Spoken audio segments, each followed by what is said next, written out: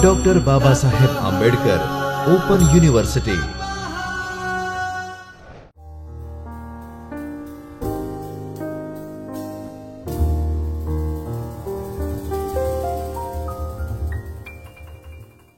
Namaskar friends, welcome to Dr. Babasaheb Ambedkar Open University's Video Aids lecture sessions. I am Dr. Nikita Gadani and today we will talk about FIBA Paper 1 Introduction to Literature and the Unit 3 Literature and Society. So the components of our presentations are objectives, what is literature, what is society, the relationship between literature and society, then it will be followed by questions, and then there will be a resources and web references. So if we talk about the objectives of our today's topic, then it will be explore the concept of literature and society, show the example of literature reflecting society, evaluate the relationship between the literature and society. So most commonly what we call a literature, something which is written, either it can be a piece of paper, either it can be a book, either it can be a newspaper, either it can be a magazine, anything which is something in a written format, and it refers the writing that tells stories and expressions and propagate ideas. Well, in ancient time that there were literary forms which were recited and sung and transmitted from one generation to another generation in an oral form. Still, presently in India, there are communities which still have the oral tradition in their culture to transmit one message from one generation to another generation so that they can preserve the culture, and specifically it is visible in the community like tribes and nomad people. So normally we can say that it is expressions of human emotions. It represents the culture and tradition of particular community, particular culture, particular region. For example, India is divided in many states and each state possesses their own culture, their own traditions. If we talk about the Gujarat, then we have a Garba. If we talk about Maharashtra, then they have a Lavani. So each state possesses their own culture and their traditions. If in terms of food, in terms of clothes, in terms of religion, in terms of everything. So this is what, and that is reflected in the literature. So it mirrors society. The word literature used in a broader sense. So it is something we cannot stick about that the literature is something this, or literature is something this, or literature is something specifically, or this one form we can call it literature. No, it is used in a very broader sense. So moving ahead, here we have bifurcations, and here we have differentiation between literary work and non-literary work. So you can get the idea about this, that it is all about the novella, short stories, drama, poetry, which considers a literary form of literature, while the non-literary works, which includes newspaper, magazine, brochure, pamphlets, etc. So by this name you might get the idea about what is literary work and what is not literary work. Like moving ahead, if we talk about the purpose of this is to deriving aesthetic pleasure, so that by reading the literature you can get some different feeling. Well, here in the non-literary work, the purpose is to provide information. So apart from this, if we talk about the language of literature, which carries both emotions and feelings, and especially the artistic and creative language, it is used in literary form, which establishes the form, image, concepts, meaning, the mood of the author that he or she wants to convey to the readers. While here the language of the writing is directional and ordinary, and which is purely denotative, which carries thought. So if you read some magazines, newspaper, brochures, pamphlet, you get some information. For example, at the time of admissions, every colleges and universities have their brochures, have their pamphlets, so that they can attract the mass, they can attract the audience for their admission. Apart from this, if we talk about, then for the creation of literature, the writers borrows their presentation of the story, theme, plot, characters and dialogues from the place, the time that they live in. So basically, the surrounding atmosphere has impact on the writer's mind, and here you will have only factual and fact information. So by this bifurcations, we can easily bifurcate that this we can call a literary work and this we can call as a non-literary work. So here you have some examples in front of you. You can see that there's a bunch of books. It can be novels, it can be short story, legends, poems, song, etc. Here you can also see the thriller pics of children books, and here in the non-literary examples you can see that the newspaper, the magazine and scientific text, legal text and other literature. So here, to make it more confined, I have put it these two examples of literary work. For example, the literary text, here I have kept one stanza of the poem The Road Not Taken by Robert Frost. The two roads diverge in a yellow wood, and sorry I could not travel the both, and be one traveller. Long I stood and looked down as far as I could, to where it bent in the undergrowth. So here you can see that the language which is used is very artistic in this stanza, in this poem, while here that you have the example of non-literary text. Here I have kept the news which is displayed in the Mirror, Ahmedabad Mirror, that it shows that physical activities may cut the risk of death, and the article contains the information related to health, benefit of activities, benefit of exercise, benefit to maintain routine for the healthiest tasks and for the fitness freak people. So by this now it is clear that what we can call a literary work and what we can call a non-literary work. So here we have some definitions of literature, that is that Encyclopedia of Britannica classifies literature as the best expressions of the best thought reduced to writing. So here we can see that whenever you read literature, you always think about this is something best thought, or this is something imaginative, that is something writers' imaginations.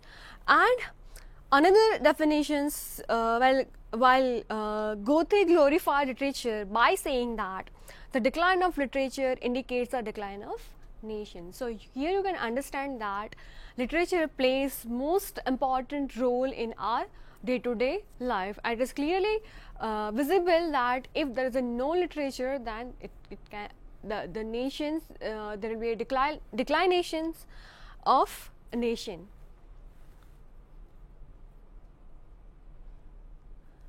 So here are some characteristics of literature. First and foremost, that is language, which is very sensitive, used in literature, that expresses emotions, thoughts and feelings.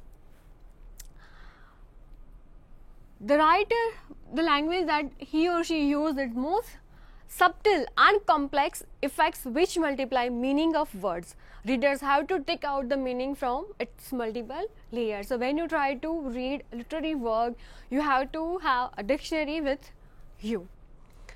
It employs metaphorical and a symbolic language to describe something, to give some different effect to the particular situations. They use metaphoricals and symbolic words in literary work. Fictionality. is one of the most important characteristic of literatures.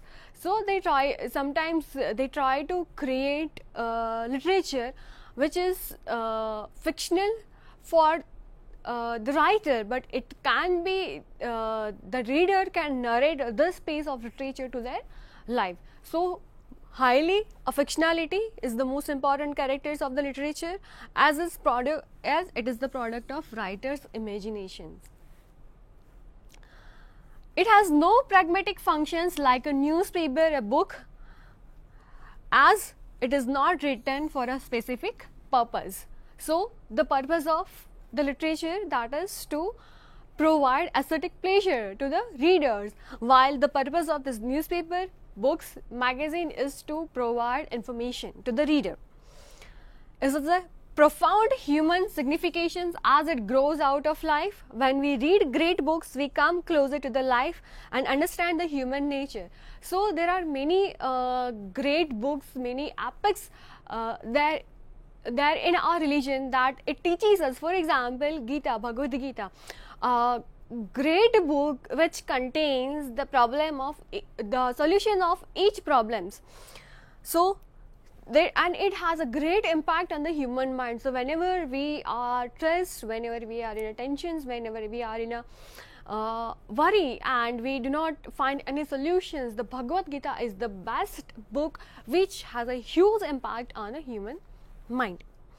Thus, literature is an expression of life through the medium of language. So here we can find out that the literature provides informations, literature provides aesthetic pleasure, literature provides transfer messages from one generation to another generation with the use of language. So now coming another components of our presentations, that is what is society. So normally what we call a society, a group of people, a group of certain community who follow certain pattern of religion, culture. They share common political authority, religion, custom and beliefs. And the most important component of society is human beings, because without human the society cannot develop and society cannot exist. It is also a group of people who their continuous and uninterpreted relationship. They share the continuous and uninterpreted relationship, and also a group of like-minded people largely governed by their own norms and their values. So normally we be a part of a society, we can imagine that yes, we are the part of a society, we live in a society where we follow some certain patterns of religion, we follow certain custom, we have a certain faiths, we have certain belief system as per our society's norms and custom.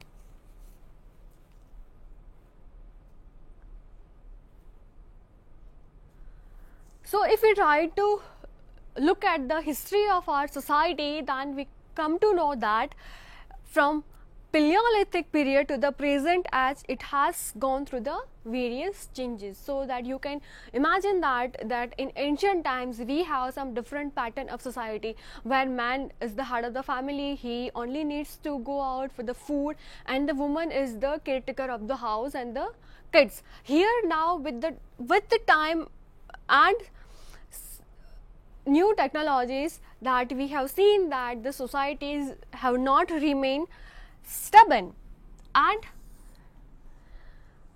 regards to their norms and values, and they are keep on changing. So and that also reflects in the form of literature. So here we can say that with the time and the technologies, that the society is keep on changing, and due to this we have noticed that in the ancient time or in our before 30-40 years back, there were no such usages of cell phone, and our parents were in a habit of a landline phone, but you can see that after 20-30 years in a present time, you can see that the telephone has become the handy, and the usages of internet, it is vast and increasing day by day. So everything is very handy, everything is so available, and you do not need to struggle to find any information because it's on your fingertip.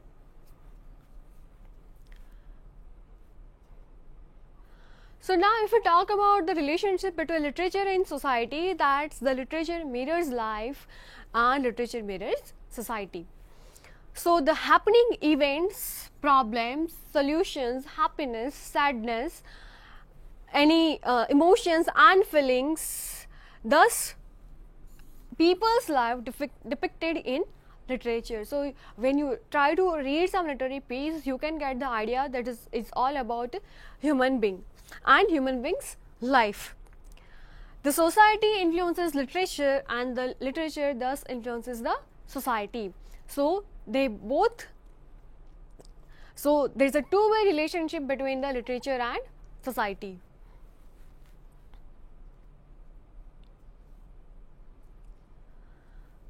The influence of literature on society is felt in a certain manners which holds the proverb that pen is mightier than the sword, and which is very true. For example, the narrative of the life of Frederick Douglass, an American slave,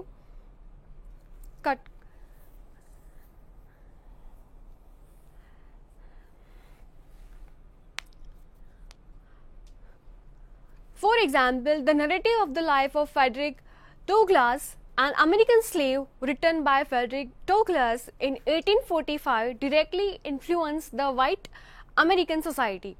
It made the whites aware of the injustice and inhuman treatment of black slaves in the plantation system and brought the news awakening for the black Americans. So you can see that a book has become a source of inspirations for the others, and it has contributed in the part of movement.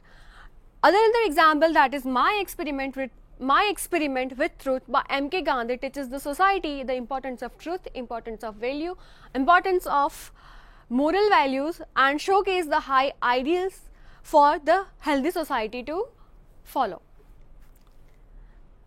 On the contrary, we have another example of Toni Morrison's the novel Beloved, which is based on the true incidents.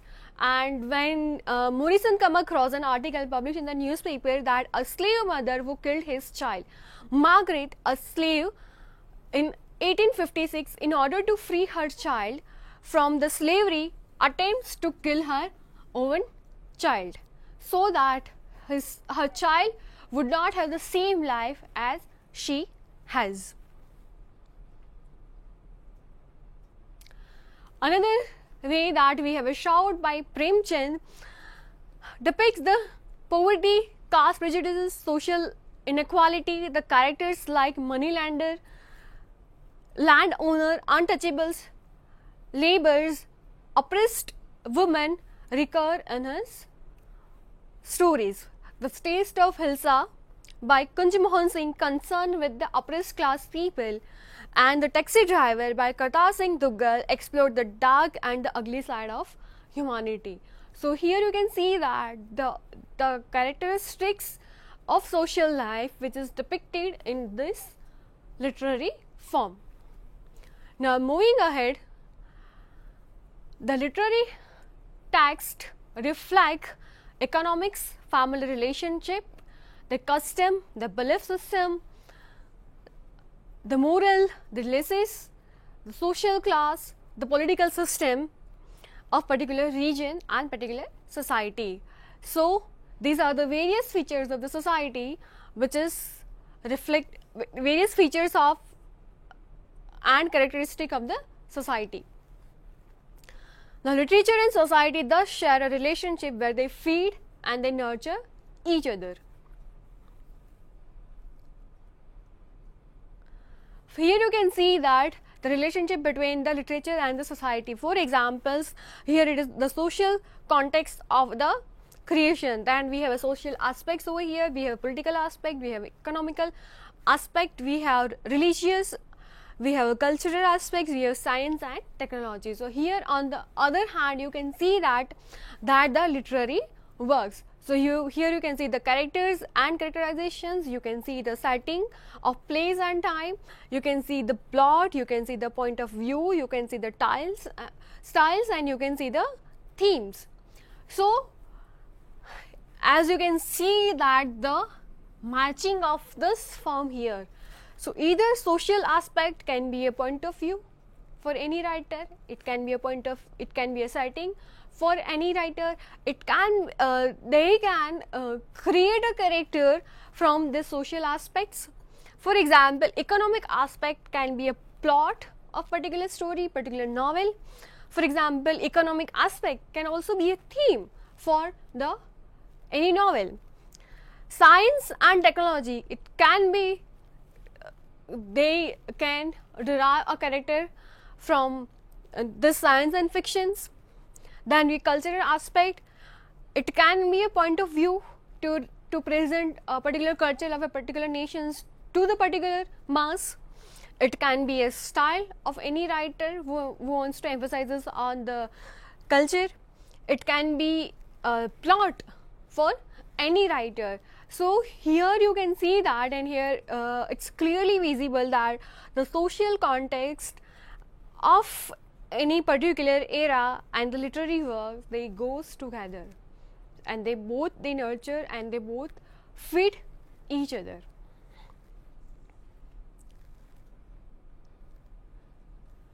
Now we have a question for this. First, define the purpose of literature. It is clear, it's very clear. Which relationship exists between the literature and society, that we almost talked in the beginning. When you interpret a literary text, what is the utmost required as a reader? So that we also talked it about. In which text literature reflects society, that we also discussed. Here is your reference books and web resources. So to conclude this, we can say that the literature and the society, they goes together, and without one the other cannot be taken into considerations, and each plays very vital role in the development of the other. As we have previously seen in the slides, that the literature and the components of literature, for example the plot, themes, character, which is based on the social aspects and the social theme, and the writers also try to present the literary themes, the social aspects in their literary works. So I hope you have understand the concept of and the relationship between the literature and society, and will be see you soon in the next sessions. Thank you.